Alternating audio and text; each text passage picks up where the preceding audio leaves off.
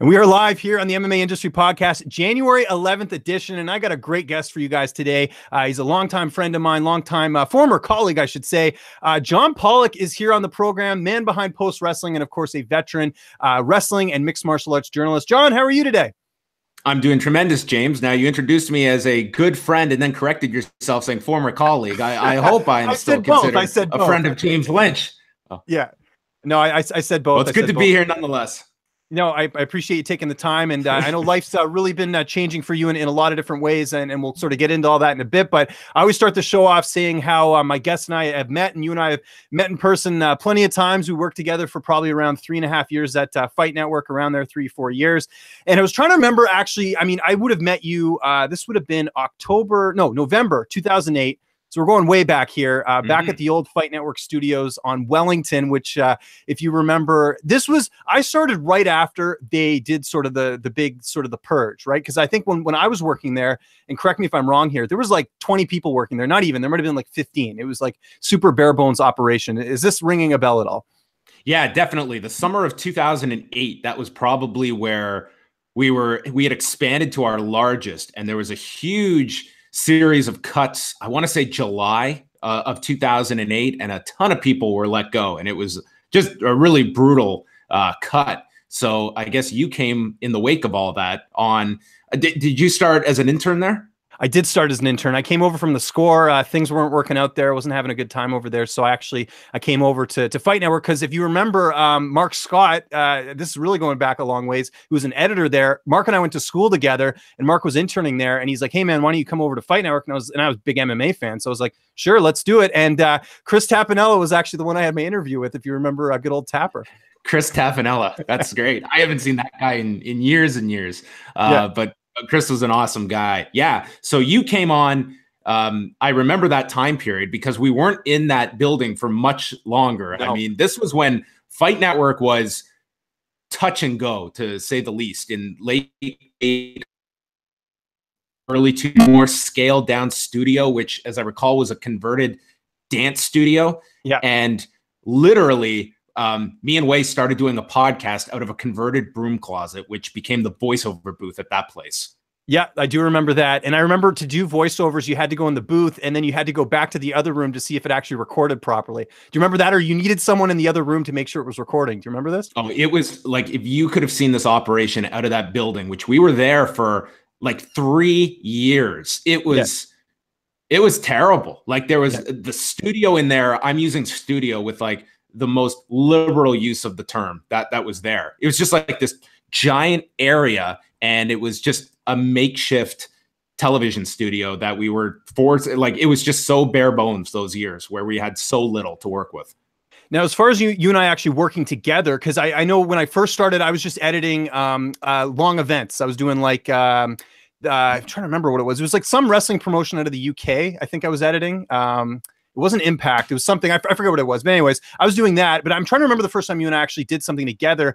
And I do remember this. I don't know if it was the first time, but do you remember the Jim Ross documentary interview thing you did? I remember I edited that. And you were doing obviously the interview with him. We had to put all the stills together. Does this ring a bell at all? I mean, I know you know the Jim Ross thing, but do you remember? Okay, I've got a very funny story with that Jim Ross interview. So okay. In early 2010, Wei and I and George Barbosa, who's a very talented editor, the three of us started working on this Bret Hart. It went from like a 5-minute feature into a full-blown documentary that we ended up doing in about 3 months. Was very happy with this documentary, the end product. And at the end of it all, Jim Ross, who was still with World Wrestling Entertainment at the time, he would do a weekly blog, and he wrote about our documentary. And that's how I kind of first made contact with Jim Ross. And he was going to be at this annual, it's this convention of like older retired wrestlers, people in the industry, called the Cauliflower Alley Club. So I ended up getting the okay to go down there and do a sit-down interview with Jim Ross. And then we'd come back and we'd air it on the network. Simple enough. And then I remember in the whole editing process there, like, I was kind of asked my input on stuff of just putting together like a sit-down interview. And I remember one person, and it wasn't James, who told me that, well, we'll split up the answers in between boards with the topics. And it was like, I went all the way down to Las Vegas. I did this sit down interview. So we're going to cut my stuff out so that we can put the text like Jim Ross talks about WWE and into his answer. I was like, down there. I did this interview. It took a lot of work. And the response was, that's your ego talking. Yeah. And I was just taken aback by this, that a sit down interview. First of all, we're calling this thing one-on-one. So we're going to have to rebrand this to one-on-none then, apparently, because I am not to be part of this sit-down interview. It ended up airing with myself included, as I recall. But I just thought this is the silliest fight that I'm having, that it's just clearly a better product here and less work to just answer setup. Like, we're having a conversation where we're going to cut half the conversation out of it. That's what I remember about that Jim Ross sit-down interview. Yes, I actually remember that as well. And yeah, that was not, and it didn't, luckily it didn't end up happening, right? We never used the text. We used your questions in there, didn't we? Yeah, that's how I recall. And I think it's probably still on YouTube somewhere. Oh, yeah. It was a very good interview. So I really didn't want to butcher this. And I would have said the same if it was any of our guys that were doing a sit down interview like that. Yeah, no, for sure. We'll get back to Fight Network in a second because there's lots of cool stuff we can talk about there. But let's go back to you as far as, I know the interest in wrestling for you was very early on. But as far as getting into media, I know you went to Ryerson, you did the journalism program there. What was your first actual gig, whether it was an internship or anything like that, as far as getting involved in media? Well, at Ryerson, I was in the radio and television arts program, separate from the journalism program. Oh, okay, gotcha. Yeah. Yeah, but it kind of just coincided with starting at Ryerson. Literally Labor Day weekend, I got contacted by Jason Agnew, who was the co-host of Live Audio Wrestling, which at that time was airing on Mojo Radio, which is 640 up here in Toronto. And their call screener was leaving, and they just wanted to find someone that they knew followed wrestling and would be willing to work for free and give up every Sunday night. And they thought of me, and I jumped at the chance. I was completely this was my favorite radio show. So to come in and do call screening, I was like, this is a way in the door at a major radio station in Toronto. So right as I started university, I started call screening with the Law and ended up just dedicating all my Sunday nights from, I'd get there 10 at night and be there till 1 in the morning, and also doing that just led into more stuff. I was already doing some stuff with the website, but that was kind of my entry level into an actual position with a radio station, an unpaid one, but still a spot. Yeah. And who were the hosts at the time of the show? Was that back when Jeff Merrick was doing it, or is that after? And I would say 2 months after Jeff Merrick had stopped regularly hosting the show, because he was moving towards all of the Toronto Maple Leafs coverage on the station, because AM 640 had the rights to all the Toronto Maple Leafs games. So he was heavily involved there and making the transition over to hockey. And anyone in Canada is very aware of Jeff Merrick and kind of his resume now at Sportsnet. So yeah, he was doing Live Audio Wrestling prior to that. So it was Jason Agnew and Dan Lovransky were the two hosts when I came on, and they were the hosts I was working with the entire time during the run of the Law. So Fight Network launches in Toronto. I got the date here, September 22nd, 2005. How long after that, or was it right then when you started working there? Because I remember you were one of the guys who was there, it seemed like, from the beginning. Yeah, I started before it launched, actually, because in January, it was weird because Jeff Merrick was still, because he owned the name, he had helped launch the show. So he ended up selling the show to the Fight Network, who wanted to have a radio property. And that's when we were informed. We were called in. We assumed they were just gassing the show. That was our thought process. And instead they said, no, there's this new digital company, this new digital channel that is called the Fight Network, and they've bought the Law. And it was kind of their only property at that time because the channel hadn't launched. And several months after that, I had finished my second year of university, and they brought me on to work that entire summer. And I was just working full time that summer. And that was my first paid position within the industry after working for a year and a half, just volunteering at the Law. So started with the Fight Network April 2005, and then I was there. I would say I was probably like the 6th or 7th person hired at the Fight Network. Very, very small group at that time. which was at the same Wellington office you worked at, though we were a floor below, which was much smaller. And then it launched in September. Interesting. Now, when did Wei get hired there as well? Because it seemed, I mean, you guys went to school together and everything. I think that's how you guys sort of knew each other. But when did he sort of come on board? We went to school together, and it was only it was right around the time I started at the Fight Network, because I had never met Wei in my, like, we just were never in classes together. And it was funny. We were in second year, ended up being in a class together. And I was talking to my friends. This must have been a Monday. So I was talking about the radio show I work on from the night before. And this person behind me says, "Are you John Pollock from the law?" And I said, "Yeah, that's never happened to me before, anyone recognizing me." And he introduced himself, and that was Wei. And shortly thereafter, like a month or two later, the Fight Network needed to hire interns. So I did like some email blast to all the people in the radio and television arts program. And Wei was one of the people that applied to be an intern there. And I just vouched for this guy. I was like, listen, this guy's familiar with the radio show. He'd be a great person to bring on. So he was one of the 3 interns that they hired.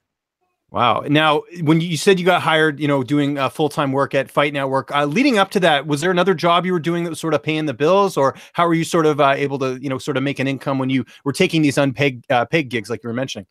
Well, it worked out well, because in the fall of 2004, pre-Fight Network, since I was doing the law at AM 640, 640 was also looking for just regular operators just to work the board, and I was able to get in that way. So I was doing regular shifts at 640 at the time, and then I'd do the law for free on top of it. So when I came to the Fight Network, I was balancing both for about a year, which just became very, very difficult, because my entire week was at the Fight Network, and then I would get just like the awful Friday overnight shift, and then you're back Saturday morning because the scheduling is just insane. And it was like a year of that, of just juggling the two, before I ended up finally just sticking with the Fight Network and leaving 640, which coincided with the law going to another radio station. Right. Yeah, no, I do remember that. Now, when did you get on air? Because I remember when I started there in 2008, you were already on air at that point, I think, for a little bit. But when did you sort of get promoted from there? Because not just like, you know, on air on the radio station, but also like on camera.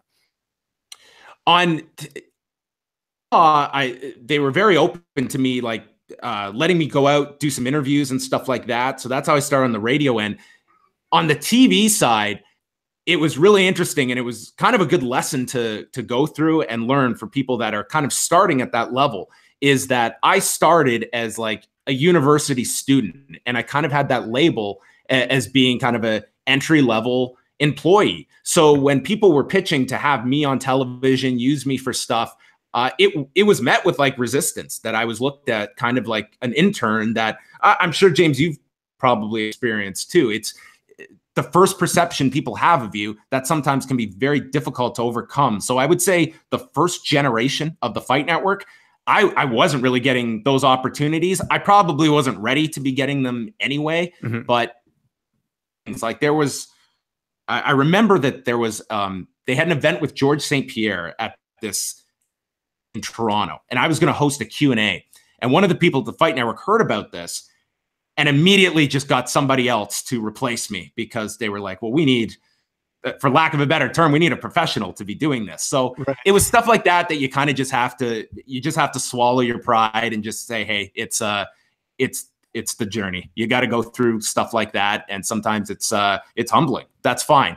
So the second generation, which is kind of when you came on and you saw a management shift, then I was looked at very differently, because I wasn't the university student anymore. I was at a university. I was producing a daily radio show with Morrow, who was always a big backer of mine, and doing all of the new stuff on the site. And I think I was looked upon in a different light, and that kind of opened up the doors to do more on-air television work.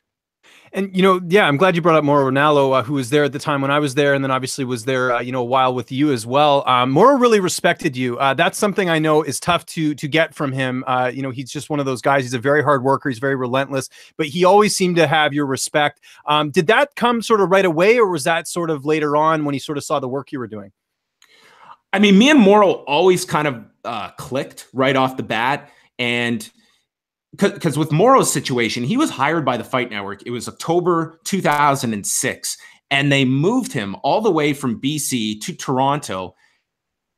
And like at that time, James, like we were not just could go live in the studio and we'd have a daily show. Like there were all these ideas, but nothing was formulated. So Morrow came here and he would joke that he was the highest paid internet surfer in the industry because that's what he was doing every day. He didn't have an outlet. He didn't have any kind of show. And then him and I got to get Fight Network Radio, which was airing on Sirius. It was a daily satellite radio show that started in May of 2007. So that's when we were working together every day. And we'd have our issues together. Like we'd have, you know, the good and bad, but the good certainly outweighed the bad. I think ultimately he really respected my work and likewise. And to be honest, like the one blow up I could only remember with him was live one day on the radio show, because I was kind of like the second there. Like if he needed to bring someone on, he would bring me on.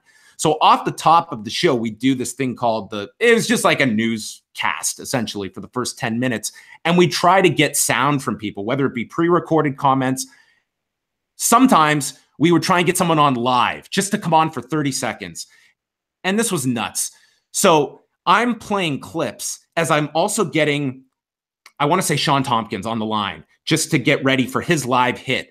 So I hit the wrong pre-recorded clip as I'm on the phone, and Morrow hears the wrong clip, and he just made some comment like, you know, if it's too hot, then get out of the kitchen if you can't handle it. And I remember just at the break, and I said, if you ever call me out like that again, you can get a new producer. And after the show, he just came into the room, gave me a hug. And after that point, like I can't even remember having any kind of argument with him or anything like that. So, I mean, Morrow was someone that, I mean, he didn't just hand out his respect willy-nilly. I think you definitely had to earn it with him. And I think him and I had a very good rapport. Like to this day, he's someone I consider a very good friend. Yeah, and that's probably the moment where you really gained his respect because you stood up to him. I know, you know, it's one of those things. I know people like him where it's, you know, you got to kind of, you know, show your true colors, and you certainly weren't ready to back down there. So that's really awesome. Now, as far as you know, getting to do interviews and things like that, do you remember the first event you covered, whether it was wrestling or MMA, going kind of back down a memory lane there? I'm trying to think like coverage wise, because at that time we were doing like almost no travel. Like there was the first generation of Fight Network. They were sending a crew down to Vegas for all the UFCs, but I was never part of that. And then that dried up pretty quickly. So it was, and given the fact like there was no professional MMA in Ontario at that time either. I'm trying to remember like the first event I covered, it wouldn't have been until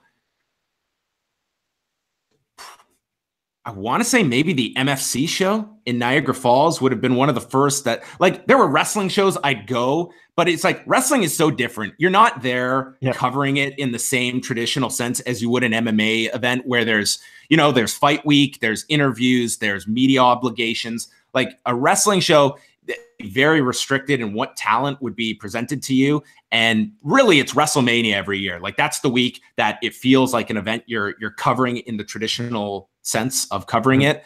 So I would want to say like maybe an MFC show around 2010. I might have gone to when they came here to Ontario.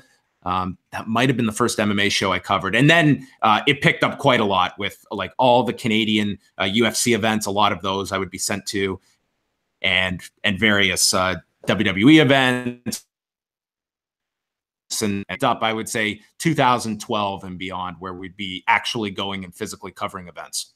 Yeah, and that was actually the time I left, which was kind of interesting because I remember seeing all the, because you guys had the UFC rights as well after that when Sportsnet, you know, lost them or whatever, getting the NHL contract and everything like that.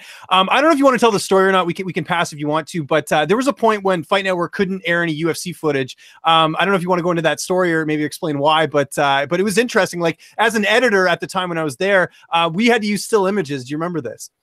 Yeah, I mean, there was a point where this would have been, you know, 2005 until 2007, maybe even into 2008. Like our UFC coverage was really solid because we were sending crews down there. We were getting incredible access. That's when John McCarthy was working for us. Loretta Hunt was working for us. Of course, Morrow was with us.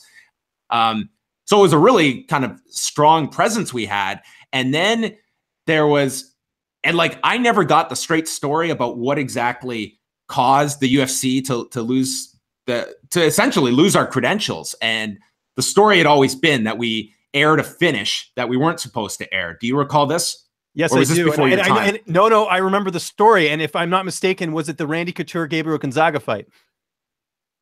That coincides. I think it was summer of 2007 that would have ended. And so I don't know if that was the singular breaking point, but after that, like, there was a definite big issue between the UFC and the Fight Network, to the point that we sent a crew just to a press conference in Toronto and were escorted out. Like, we were completely persona non grata with the UFC. So it was strange as things turned around. And then in 2015, Fight Network ended up splitting the Canadian rights with TSN and kind of got back into that situation. But it was a long process to get back into the UFC, even allowing us to come cover events. And we had to do it from the outside, which to me was never the worst thing in the world.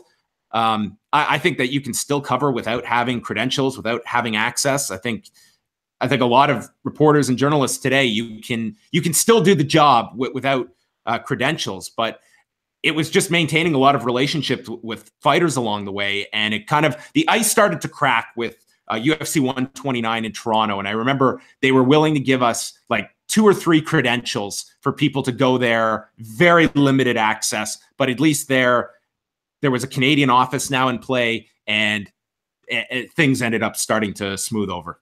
And I remember I did the weigh-in highlight package for that event. A lot of people asked me if I attended UFC 129. I did not, because Neither did I. Yeah, I edit the highlights that night.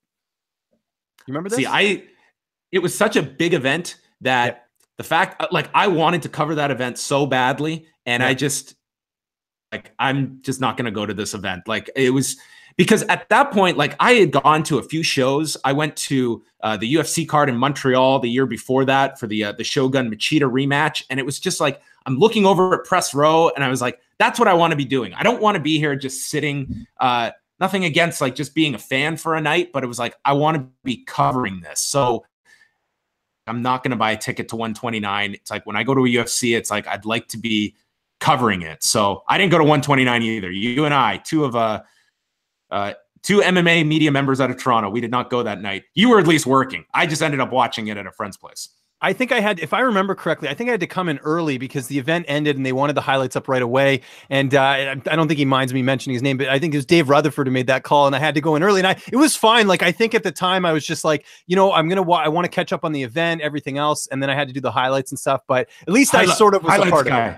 Highlights. Yeah, exactly. Yes. Exactly. You know what? Exactly. The day after. Yeah. I don't know if you worked the day after on that Sunday, because I got a call midday. I'm trying to remember who it was. So Randy Couture gets brutally beaten by Lyoto Machida. Ends up damaging his teeth. Like, he's a mess. Session at the Bay at the Eaton Center. And I get a call saying, Randy Couture is, I think that maybe this cameraman, Tyler Thornley, was going there just to shoot B-roll of Randy Couture. I think that was it, because we were just desperate for any kind of B-roll of anything. We could do a news story on Randy losing this fight and just show some footage. So I get a phone call saying, Randy doesn't want to do any interviews, but he'll do one for the Fight Network. And so I raced there. We had the camera. I got there, did a great interview with Randy. He just asked, hey, can I just wear my sunglasses? I think was his request. And I was just super grateful that he would do this to you. And we're dumping the footage. And I get a call from one of the producers who I won't name, but you probably know who I'm talking about, James. And I just got reamed out for not clearing this interview with anyone ahead of time, for not going through the proper channels to book a camera. And like, I just pled ignorance. That is like, listen, I didn't even know we have a process in place to book a cameraman. Like, we were doing so little at that time. Yeah, it was like, I didn't even know we had a process in place. I was called stating Randy Couture is willing to talk to you, and I just got my ass over there to do the interview. So I didn't understand what the miscommunication was, but I was like, we got Randy Couture the day after his last professional fight talking to us exclusively. Like, this is a win for us. Why are we having a fight here? And that's what I remember of that weekend as well. Wow. Yeah. That same person whose name I will not mention, one of the worst people I've ever worked for. So it does not surprise me to hear that. I didn't even know about that story. So that's very interesting. You brought up something there about, having the restrictions of not getting footage and not being able to go to all these events and sort of whatever you could get, you'd sort of put out there. And one of the things I think, and I know you had a part in this as well, so I wanted to give you some credit for this, is anytime there was any sort of event going on in Toronto, you guys would take advantage of it. And I really miss, I think it was called, was it the Weigh-In? What's the show that used to do where you guys would go sort of it was like the lighter side of MMA, and it was called the Weigh-In, WAI for Wei's name. But I remember you guys went to some gala and Wei was just asking all these celebrities questions about who they would want to fight, and it was hilarious. Do you remember? I'm trying to remember which gala it was, but I remember you guys interviewed like Tom Cochran, I think. I mean, that was something separate, I think, but there was another like gala you guys went to, and you were just asking celebrities that were there about fighting, and it worked out great because it was good content. And again, it's you guys sort of thinking outside the box, not being able to travel to events, and also getting footage. Well, it was at the same time that we were so limited with what we could produce. And it was like, Wei he's just got this unbelievable like sense of humor that it's just like this incredible delivery he has that segment just worked. Like to this day, people will bring up the Weigh-In and you can find them on YouTube. Like his interview with Gina Carano, that was just like, he did all these little bits that were just hilarious. And so he kind of really spearheaded that. I really had nothing to do with the Weigh-In. And then conversely, like I came up with this segment called Politics, where again, it was all bare bones stuff. Like we'd go on location. Like when the Ontario criminal code was such a big story, and that here you had like this province is not willing to allow MMA. And I went to their headquarters and I just stood outside it and cut this big rant about it. And it was just like, it's a basic idea. And these were the kind of ideas that we could get away with doing. And so we would go to all Dave Rutherford, the producer you mentioned earlier, like he just had connections everywhere. He'd get invites to all these different things so he could send Wei, who suddenly was interviewing Tom Cochran, for instance, and working in fight related questions that he could turn around. Myself, I got to go to NHL alumni dinner and started interviewing Brian Burke about concussions in hockey. And then he asked security to escort us out.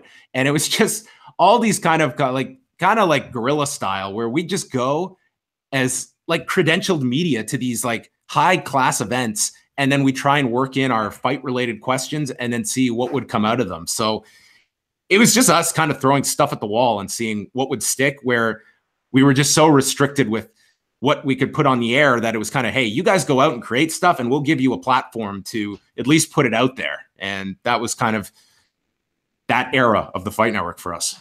And it's too bad because you don't really see any content like that right now on some of the major sites, as far as thinking outside the box and producing something like that. And Politics was a lot of fun. I remember being your editor for it towards the end of when it sort of came to the close. And I remember that Ottawa one, you being on Parliament and, do about the criminal code. And it was great. And I also remember grabbing all the blooper reel footage. Do you remember? I used to take all the footage and make like a compilation. That was something I dearly miss doing, for sure. Yes. James would save all of our outtakes and such for whether it would be the Christmas party at the end of the year, but it was you had just a great collection of all my screw ups. Yeah, there's one I'll never forget where I'll try and dig it up somewhere. I think I have it somewhere, but there's the one where Ramdeen is doing they had I think it was a Strikeforce show or UFC. It was Strikeforce, I'm pretty sure, because you guys were accredited to Strikeforce at the time. And John Ramdeen's doing a just a stand up outside. I think it's the Prudential Center. It was called something else back then. And he's right near the highway, and some guy drives by in his car and honks his horn, and you just see Ramdeen go, "Idiot!" And he's like, he had to, like, It was excellent. That's the type of stuff that was that I love. So I used to just archive it because if you remember, we had like a huge server, and I just like grab all the stuff off there and keep it on like my personal hard drive. Probably when I should have been doing work, but that was definitely fun. Let's fast forward a little bit. So post me leaving Fight Network, and we're talking like 2012 and onwards. You get the TV deal. You guys are going to events now. I remember seeing you guys going to all Canadian events and all the major ones and stuff. And then, of course, last year before, I want to say, I think it was last year before. I'm trying to get my timelines mixed up, but they had sort of the big cuts. And, this, of course, was, Robin and Ramdean going to Vegas, doing some great coverage there. And then, out of nowhere, there's the layoffs. At that moment, were you starting to sort of worry about what was happening with the future of the company? Because I know that also coincided with the purchase of Impact Wrestling as well. What was sort of the climate like there at that point? I think that the cuts you're referencing were the ones from last March. And, yes. And that was definitely like the worst week I have ever experienced. All these people that have, they've reached out to me over the last few months, and they were like, oh, we feel so bad for you when I was cut. I will tell you, I took the cuts in March to my friends 100 times worse than my own. The March ones were totally out of left field. I was like, no one saw that coming. And it happened on a Tuesday, which was my day off, actually, because I would work Sundays. It was like Tuesday was always like my day off. And I'm getting calls from people that are just hearing about who's been cut.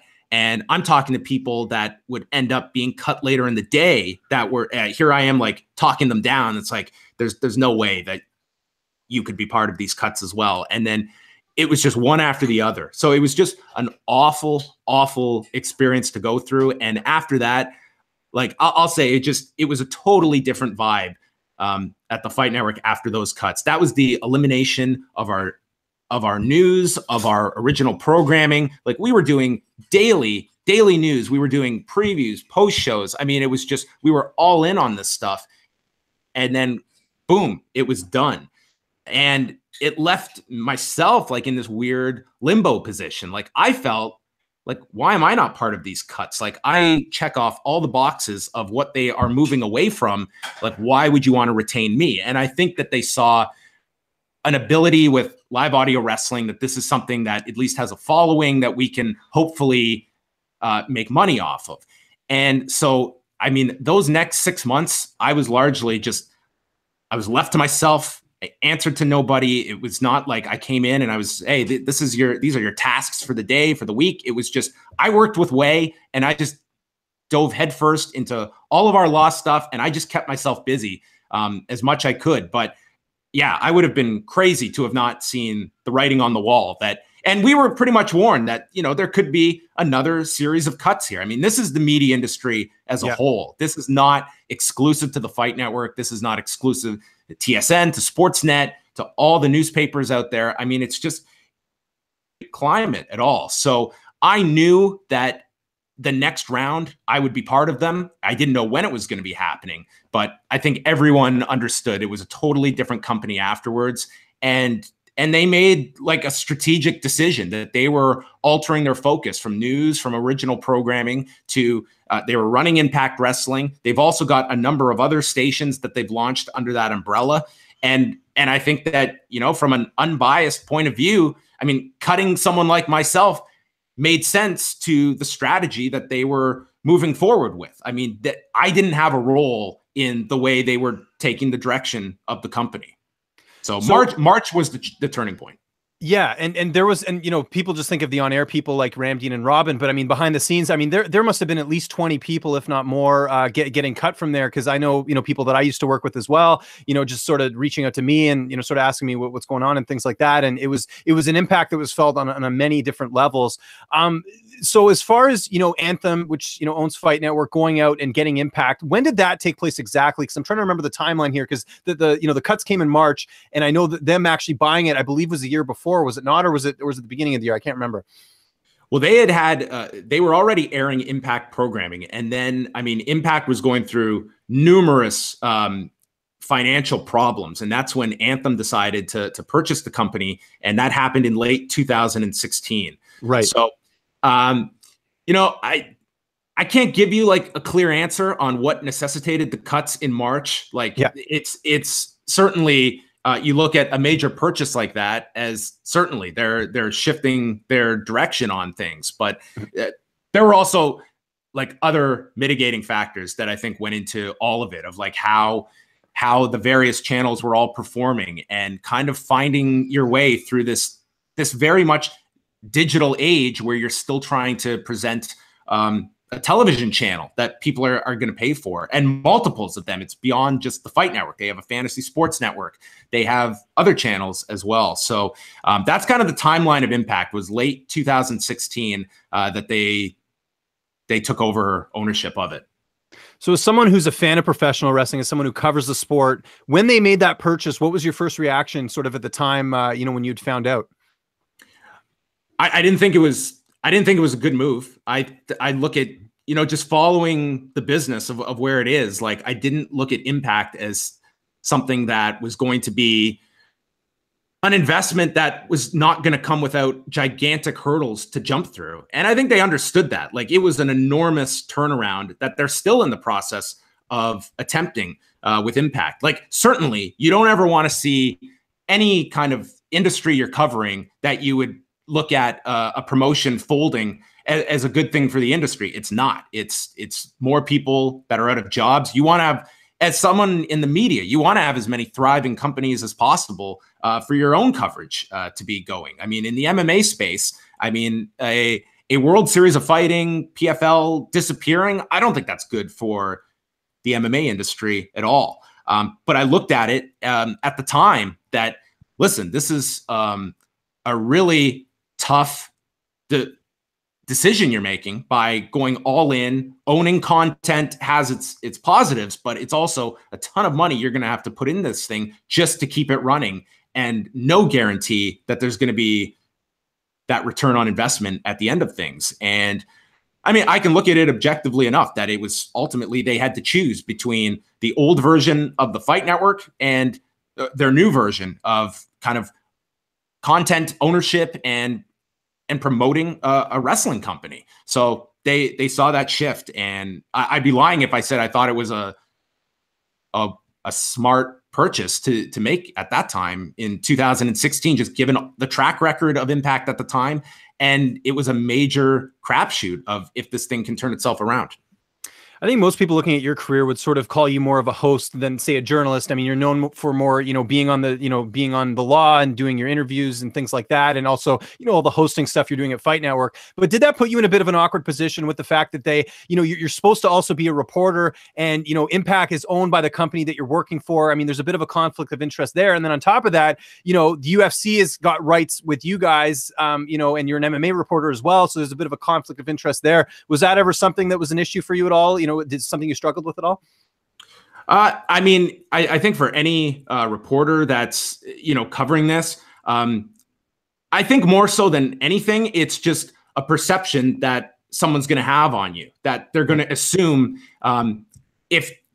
just to bring it into like a Toronto scope, that if you are a reporter on Sportsnet or the Fan 590, that there's that attachment Rogers has to the Toronto Blue Jays, for instance, that I can say personally, like, I didn't go through that issue at all, because my coverage never changed day to day of like all of our UFC coverage. Never once was I told, hey, these are the new ground rules. There was nothing like that. We would be story warranted praise. I think we gave it. And when it deserved criticism, none of us were hesitant about that as well. And I continued that. I mean, it becomes difficult when you're reporting on your own company, but I found myself in the middle of that in many different situations. And I can speak for myself that I was really proud about the way I carried out my coverage over that past year. It would have been very easy on my part to just say, well,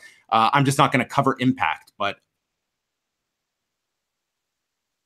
yeah, that's part of the industry. It's a major part of the industry that I'm going to provide that coverage. And if they have an issue with my coverage, this isn't a place then I would want to be at. So, and it was simple. It was, you cover the UFC, you cover Impact, you cover the WWE, as you should. You be fair. You don't go out and slander anybody, but you present coverage with the same critical viewpoint that you would for any of the companies that are out there. And that's always been my tact.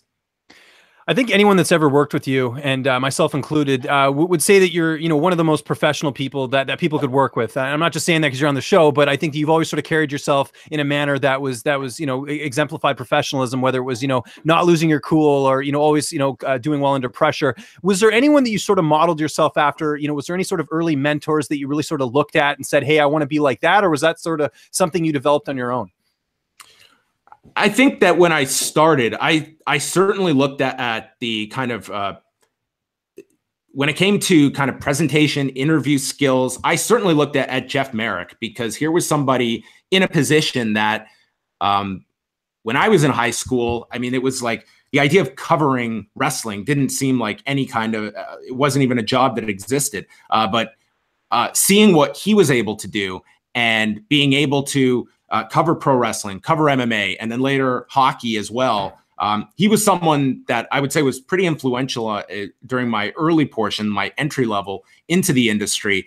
And then throughout, I mean, I just look at kind of the template of any reporter, any journalist out there, that I think it's very important that you're never one that is, everything is positive. There's nothing wrong with anything. And conversely, everything's awful. Everything you've got to criticize. It's like either side, to me, that's not the way to be going about things. I mean, you have to just simply, you're asked your opinion. People will value your opinion. I don't think that we're in an era anymore where it's just, you are simply a disseminator of news and you're not going to have opinion attached to it. But I think you can do it in an informed way, in a respectful way as well. I don't think there's anything wrong with professional criticism of an issue. And I don't know.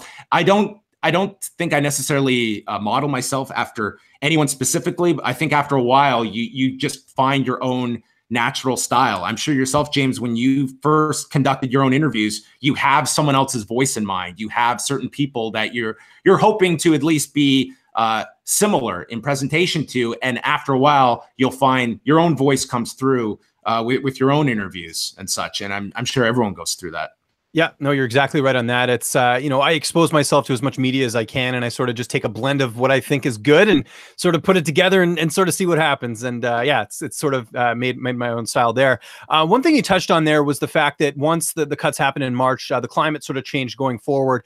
At that point, were you already thinking of an exit strategy, just with the fact that it was sort of, shaky ground going forward with the Fight Network? See, at that point, I definitely wasn't just burying my head in the sand. It wasn't, oh, well, these cuts happened, I'm sure the worst is done. It was always, well, there could be another round. And I was positive I'd be part of the next round, just given my position and where I saw things moving. So naturally you think about, okay, well, what would be your strategy here if you were just informed that you were gone? And that's when, you start to put stock into just, what your options are out there. And it's difficult because you're not really aware of what your options are until it actually occurs. So, I mean, I kind of had in mind that, for years, this goes beyond just the past year, was that myself and Wei, I think we always felt that we wanted to have our own outlet, something that we control and that we own. I mean, it's great to have a platform that is willing to hire you, that is willing to pay you a salary. There's a great stability in that. And, to be completely honest, we were given all the freedom in the world at the Fight Network. When we had an idea, it was not like it had to go through these different channels and then there's an approval process and then someone has to go through our content, edit it, and then there's a polished product at the end. It was like all of us, just you come up with an idea, you can do it. And we were kind of on an island, and that can be good. That can also be bad depending on your job circumstance. But it was always, I think both Wei and I could acknowledge that we hit a ceiling at a certain point. And the options at that point were, do you quit your job? And that to me was not an option that I was looking at that point in time, but it was certainly something that, I'd revisit in my head of if I ended here, I would certainly want to just go for it and try something on my own, because it would have been a huge regret of mine if I didn't try that. If I had just jumped on somewhere else, and who knows, maybe in a year I'd be part of another round of cuts. Perhaps it's possible. And I think that both of us just felt we owed it to ourselves to at least try something on our own, and we can either succeed or fail on our own merits. And we'll talk about that in 1 second, because again, I appreciate you kind of talking about your backstory and not as much about post wrestling, but we will in just 1 second. But I did have one more question. How did you find out you were let go at Fight Network? Did they bring you into the office? Did they call you? How did that sort of come down? And then, you know, sort of how did that lead to you know, coming up with the idea for post wrestling? It was just simply called into an office, and like, you know, it was a completely, you know, decent meeting. I mean, decent as much as you can say about, hey, we're restructuring. Like, there was no ill feelings about it. And it was, you know, this was a situation where it's like, okay, great. Within an hour, I would say that me and Wayne knew exactly what our plans were, that it's like, okay, we have no excuses now not to push forward with this. We've talked about it. Now it's time to actually put some action behind what we've wanted to do for a long time. So there was no mourning process. There was no, oh no, what am I going to do now? You know, those are kind of, you know, you could just feel bad for yourself, but there was none of that for me. It was just simply, hey, you had a good run here. I was there for 12 and a half years is a really long time at any one place. So that was it. It was just, hey, this is what we're doing. Sorry about things. And that was it. It was like, you have all the time you want to just take your things, and thanks a lot. So that was it. It was a very straightforward process. It wasn't really anything involved, probably a 3-4 minute discussion. So I found out about this on Twitter because I saw you post something. And if you remember, I was supposed to be on your radio show that week. So I'm like, I guess I'm not. I think you messaged me and you're like, so about coming on the show this week or something like that. It's like a funny message. So that's how I found out. So, you know, every social media erupted at that point, finding out that you had left, you know, that you were gone from the Fight Network. You don't have to mention any outlets, but were there a lot of offers after? I imagine a guy like yourself who, you know, can sort of do it all as far as, you know, being a host, being a radio guy, being an editor, all these things. Were there lots of offers on the table after that? There was a pretty strong amount. Like I heard from a lot of different people, and I mean, I'm very grateful that I heard from so many people, because I mean, it gives you at the very least like this peace of mind that's like, okay, I can, like, the worst case scenario is that I can navigate and piece something together if Way and I couldn't get something going on our own. But at that point, it was all kind of like, I couldn't really pursue much at that point, that very week. And I kind of had my head set on me and Way at least getting this thing up and running. But I was very, very fortunate to hear from a number of different outlets that at least wanted to explore talks. And I mean, yeah, I'm not going to name who, but I was very thankful to all of them that they reached out, because, you know, when you go through something like that, you don't know. Maybe there'd be nobody that really saw much value in your work. So to hear from those people, it kind of reassured you that, you know, there's definitely life after. Did any of the big, you don't have to mention any names here, but did any of the big MMA sites that we all know, did any of them reach out? Did you see yes or no, and then we can move on from here? It was definitely more so wrestling than MMA. And okay, I don't know, and I don't know, like on the MMA side, like some, okay. But again, like a lot of these were like, it never got to like solid, like there were some solid concrete offers that came, and then others, it was just kind of like assessing like what the interest level was. But, yeah, it was interesting. Some of the people I heard from, I'll say that. Well, and it's, you know, it's interesting to see sort of what you're worth. I mean, you don't really know at the time when you're working somewhere for so long and anything like that. And then to get the feedback you get, it's interesting because, you know, like when I quit my job and people knew that I was doing this full time, it was interesting some of the things that were being discussed, you know, on my end. And I was surprised because, you know, you don't really know when you're sort of in the midst of doing things. So I'm really happy to see that, you know, people recognize the work that you're doing. And I think that's great. So the name Post Wrestling, where did that come about? Who decided on that? Because I was just curious if there's anything sort of behind that. Yeah, we spent way too much time on the name. I mean, we went through so many different ideas, and it would be like we'd settle on one, and then the next day, one of us would be like, it doesn't work. and never been a big, I've never had a big hang up on the name of something. To me, it's always, well, if it's something of good quality, it's like the name is completely irrelevant. Like the content will define the name. A bad name is not going to. So I give credit to Wei. Wei was the one who first thought of post wrestling, and it kind of had, like, so much of our content are post shows. So there was that natural tie-in. There was also, it kind of gives it kind of a newsy feel as well, using the term post. And then Wei, like, also came up with, like, the acronym of Pollock offsets Ting. And at a certain point, like, we were just going through all these names, and we were just like, post wrestling it is. We just have to go forward with this, because until we settled on the name, it was like, then you can go register the URLs and trademarks and create a logo. And it was all that. And it's like, we're holding ourselves up here based on a name. And now that we've launched it, it's like, I love the name. So that was kind of the genesis of it. And I would encourage everyone out there that if you have a name, even if you're only lukewarm to it, as long as you don't hate it, I mean, just go with it. Don't spend weeks agonizing over a name. It's just, it really, in the grand scheme of things, is just a name. And I like that sort of, to the point, very sort of quick. It's not something that's complicated. Doesn't have like a long, easy to spell too. I mean, it's not something you have to. That was my one rule, was nothing where I have to explain it with go to this URL and this is how you spell it, and anything complicated. Post wrestling, everyone knows how to spell post in wrestling. So that's my one lesson. Okay. Good stuff. Now, as far as paying the bills and everything, I know you guys have a Patreon, and I know that's gone extremely well.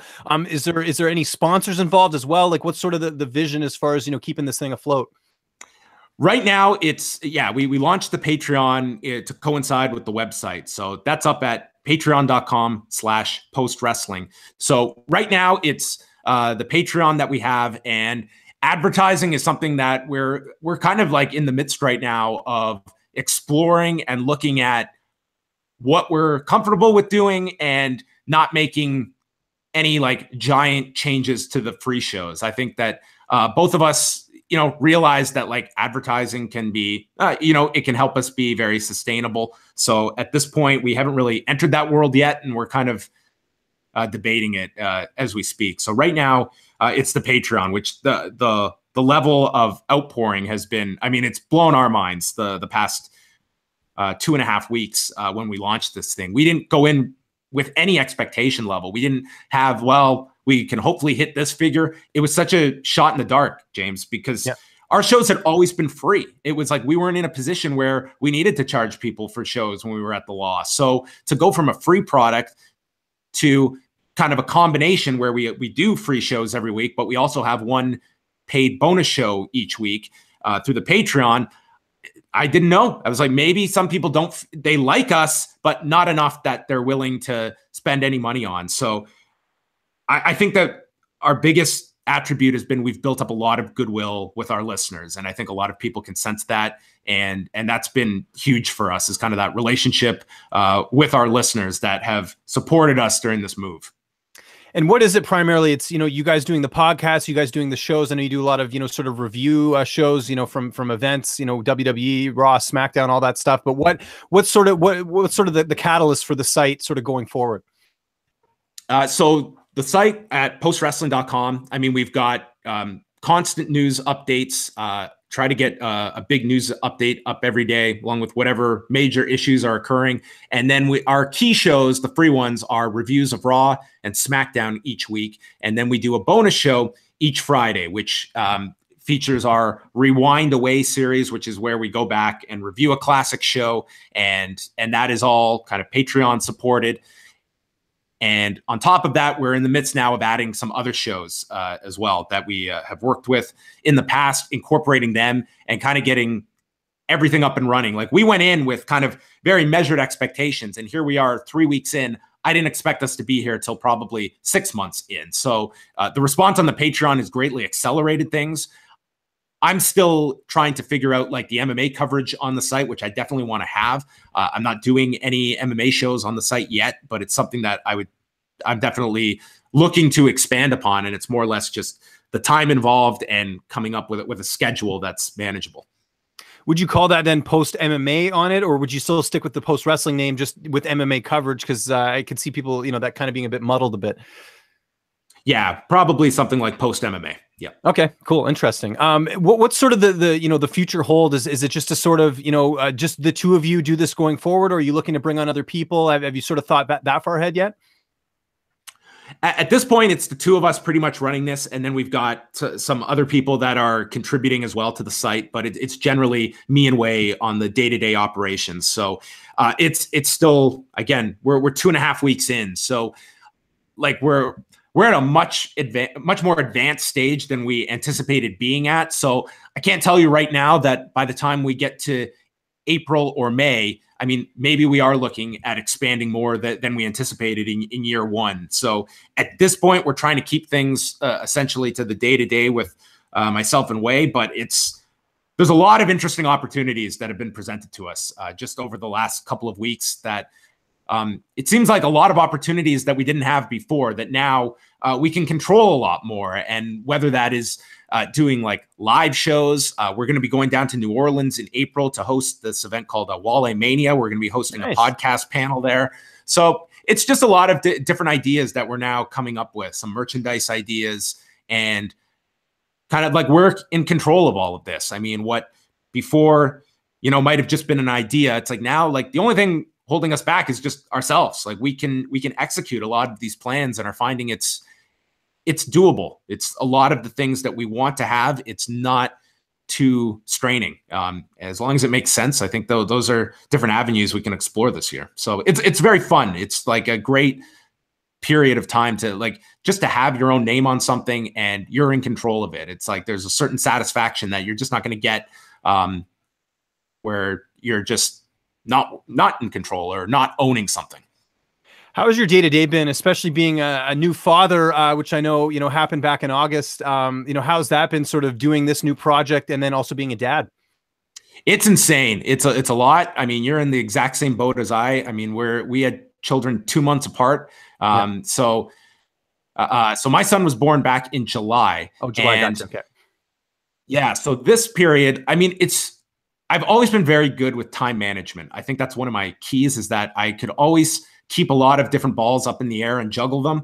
So it's clearly like my secret is having my wife, who is just incredible in terms of just being at home with the baby, especially these last 2 weeks where like I've been up at night up until like my eyes are just giving out on me. It's just like I want to be doing all of this and it's just sheer exhaustion. So it's late nights and then very early mornings for myself. And a lot of it is just managing. So it's like I kind of dedicate my time during the day from up early around 6:30, spend an hour with the baby, and then it's going out working for the day and then come home for an hour or so before bedtime. And then the evening, it's back to work as well into the evening. So it hasn't left me with a whole lot of free time, but it's to be doing this work at this time, that is my free time now. So it's very little social time, James, but I'm managing this schedule. So that's it. It's just juggling everything and making things work. So as long as you can kind of have a firm schedule, which I don't know how you do when you have 500 interviews per day, but you're probably in the exact same spot I am. Yeah, great wife and good time management as well. Time management's like key for me. I'm up early. I like doing stuff early in the morning. So if I can get up at 5 every morning, take my son for a bit, go to the gym, do some work in the morning, then do my interviews sort of the bulk in the day, and then I can kind of figure it out from there. But you can make it work. People who say they don't have time, you got to really look at your schedule and see if you can make it work. So is that what you were describing there? Is that pretty much every day, 7 days a week? Is that's sort of what it looks like as far as your schedule goes?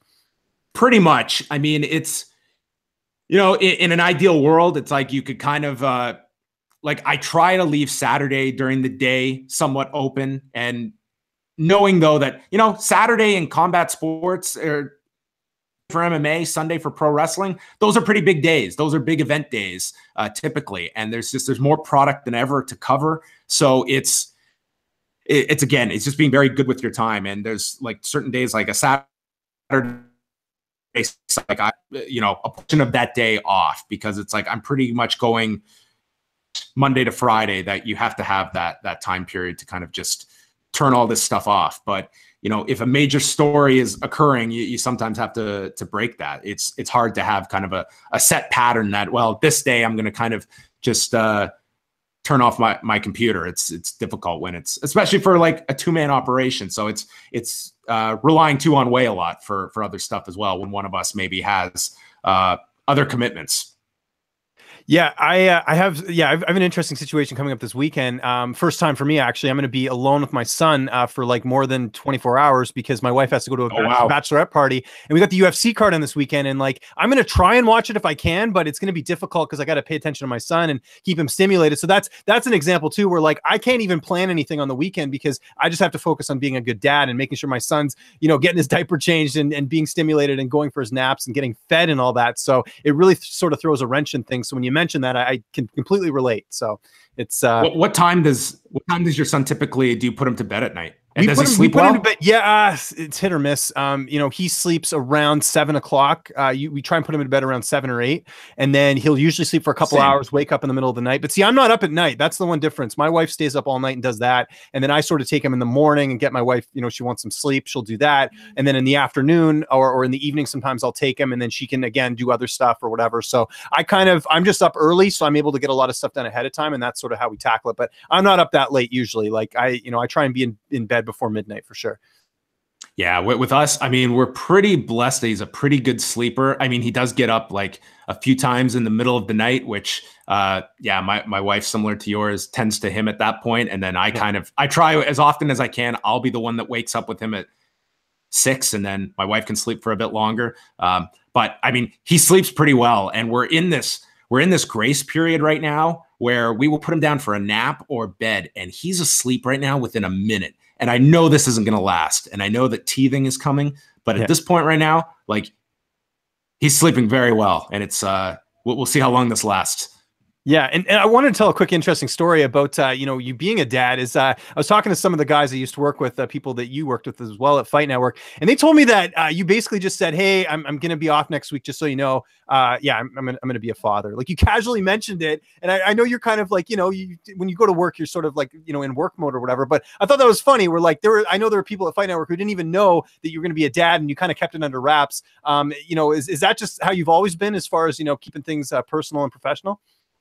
I mean, with this, like it wasn't like a secret, but I was just, I don't know. I was somewhat superstitious just about telling a whole lot of people, just ahead of time. I would rather be, the birth occurs, and then it's like, you can let everybody know.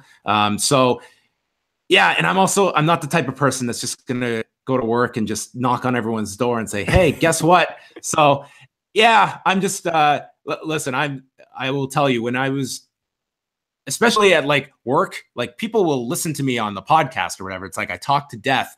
Like I'm a pretty introverted person when it's when I don't have a microphone in front of me. So yeah. I always kind of had this caution in my head that's like, I hope I don't give off the feeling that I'm just this asshole that doesn't that would just work in this corner office or whatever. But no, I didn't tell a ton of people, like outside of family and really close friends. So yeah, I'm sure there were some that were like surprised when all of a sudden I told like my key people that I needed to tell at work, saying, "Hey, I don't know when I'm going to need 2 weeks off, but it's coming fairly soon." And it ended up being the week of the Mayweather-McGregor press conference here in Toronto. That's right. Because Cody Safick was there. I was there at the press conference as well, and I remember you weren't there. And then that's how I found out, was that they were like, "Oh yeah, John's a dad." I was like, "What?" It's like, I had no idea. So mind you, I hadn't talked to you that much anyways, because it's tough with schedules and everything. But no, that's great.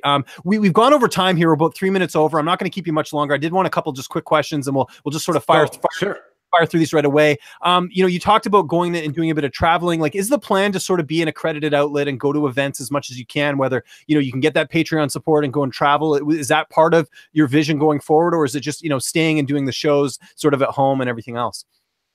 No, I was actually talking about this last night I was out with Mike Bond of MMA Junkie, and I was kind of talking to him about, like, we do want to go cover shows where it makes sense. And like, for instance, like WrestleMania weekend's a real big one. And we're very lucky this year that we're able to be brought down there to do a gig down there. And look at events where we can do things such as like do a Q&A show, for instance, for listeners, do stuff like that, pair it with something that's attached to a big event. So if the event makes sense that that there's a worthwhile reason for us to go, I think that a lot of outlets they will send people to events. It's like, what is the return on this? And it's like, sometimes it's just, you get this blanket. Oh, it's like, well, our presence we need to have a presence somewhere. It's like, well, you also need to make this once it's your money, once it's your business, I mean, you'll think of these things a lot more of just, well, I'm not just going to put together a big budget for ourselves and then we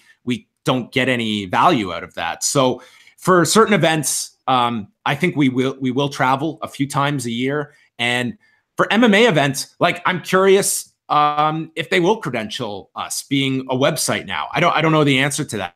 I think that that's kind of like our second phase, is like really tackling like the MMA side of things and kind of what our coverage will be like for MMA. And it just seems like across the board, like just speaking to a lot of like friends of mine, it just seems like MMA at this point, like it's kind of been a tough couple of months or so when it comes to just general day-to-day interest when it comes to mixed martial arts. I think that you have your your big shows are going to be there every year. And I think when there's a major fight, that interest will spike and be as high as ever. But your typical fight night to fight night event interest, I don't know if the overall audience is as engaged as they were, say, 2 years ago.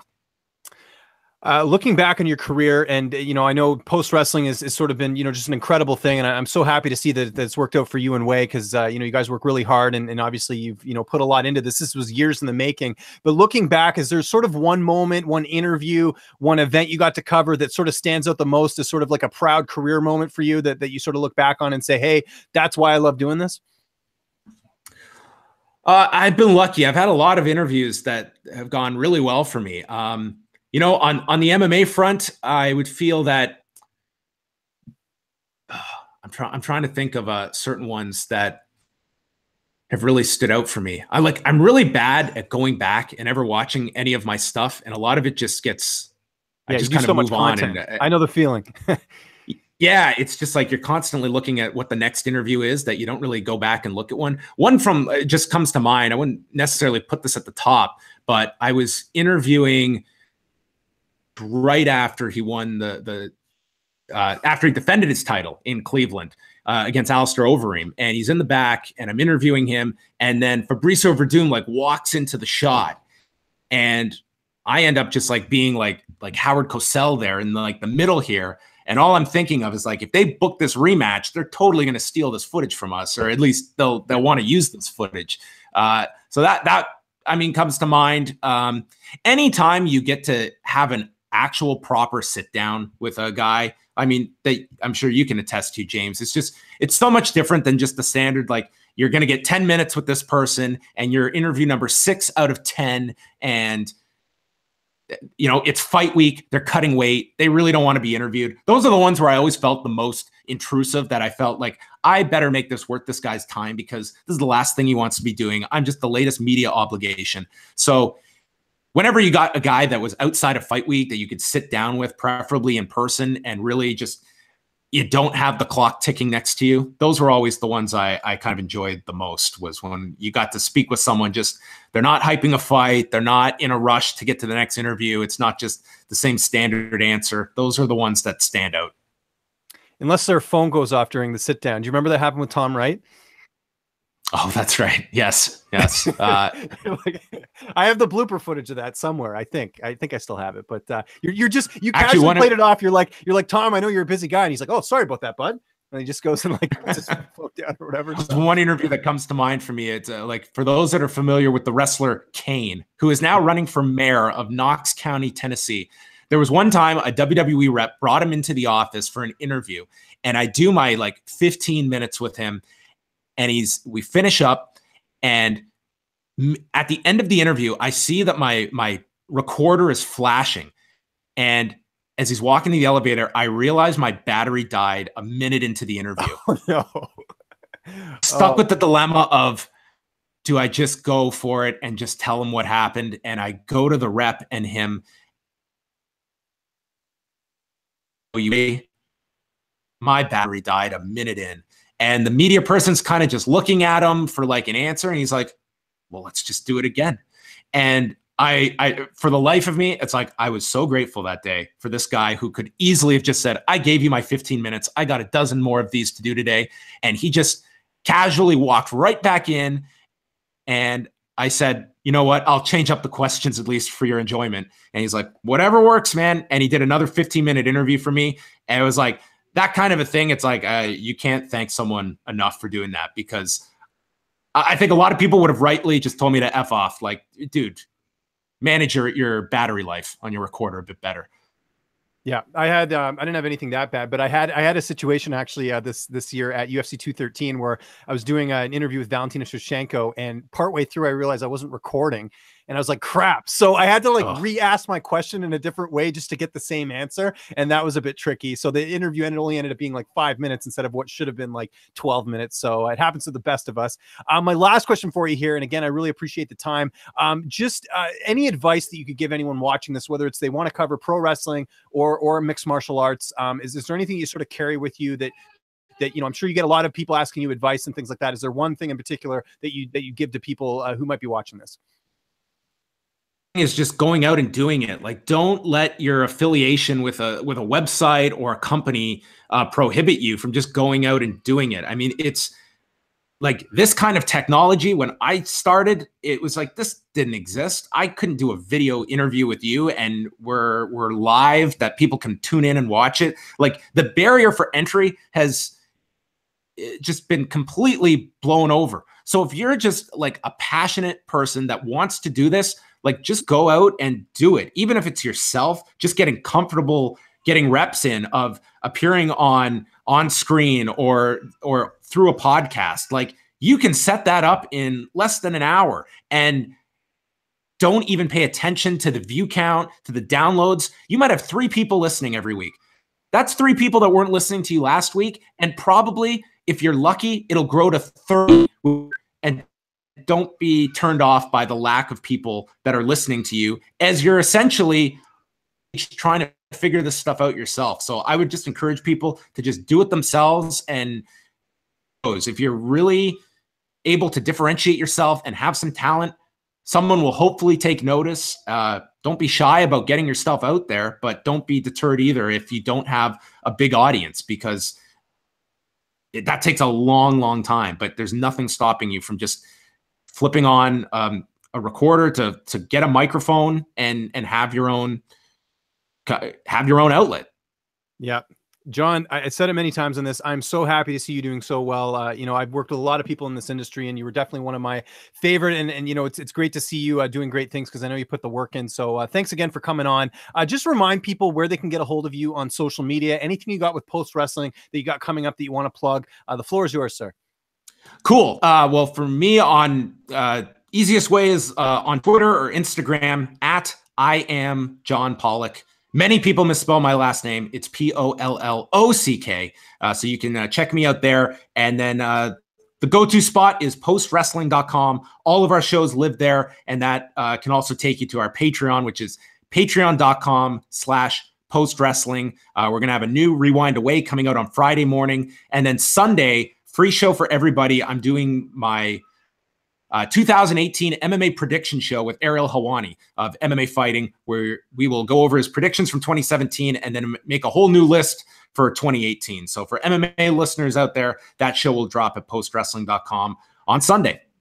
Awesome. We'll definitely have to check that out. And John, I got to get you back on again. Definitely want to see how the site goes, and, say, 6 months from now or something, it'd be good to get sort of an update. And, I'm glad to hear everything's going off to a good start. Everyone watching this right now, you can follow me on Twitter at Lynch on Sports. Lots of stuff dropping on Fightful coming up this week. I just did an interview yesterday with Chael Sonnen, talked to Randa Marcos, talked to Andre Fili. Lots of good content. And also for those who might be watching before the UFC St. Louis card, we got a bunch of interviews and a pros pick video up there, just with the fighters giving their picks for who's coming up here. And we'll be back next week. I'm going to be away, but I'm still going to try and do this show if I get good internet. So still have to figure out the guest lineup and everything like that. But be sure to tune in next week. And I want to thank everyone for watching. This is a lot of fun. And yeah, thanks for watching. We'll see you guys next week.